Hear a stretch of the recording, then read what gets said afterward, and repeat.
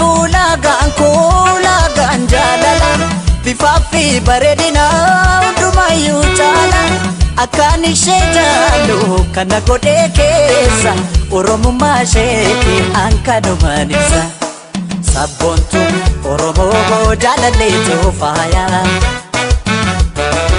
hamaan sin argatiin naaf ta'e nagaya sabboontuu Oromoo jaalalleetu faaya hamaan sin argatiin naaf ta'e nagaya.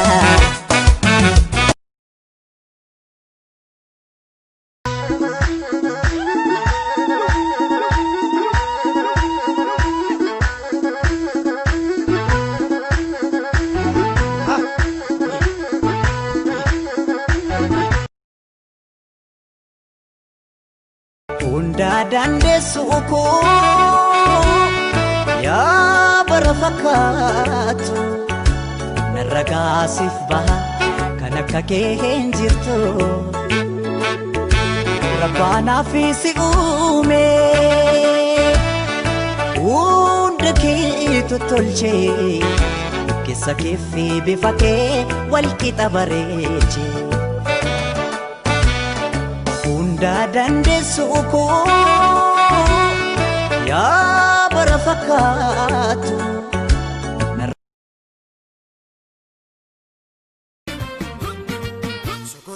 sokorru baalleen addaa ta'e Oromoo sanii kuush kobootoo maaltu fakkaata sokorru baalleen addaa ta'e kiiloo fi gareetoo maaltu fakkaata ilubaa boorjii marraa baalleen.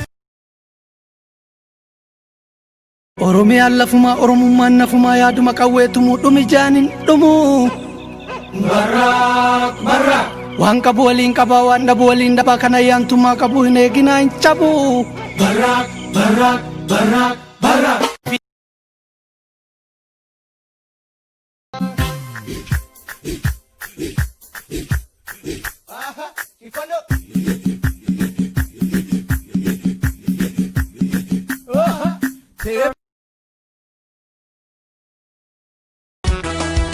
Anaafulagaan kuulagaan jaalala bifaafi bareedina hundumayyuu caala akkaan ishee jaallu kana godhee keessa oromummaa isheetti hanka.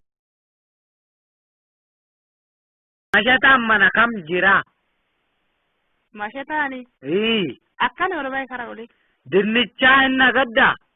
Dinnichaan hin jiru. Kamtu jira ree? Gabaa baay'ee gaafadha. Na gaafatta gabaa mana kiyya? Irsi kee dingadda naman hammatu am.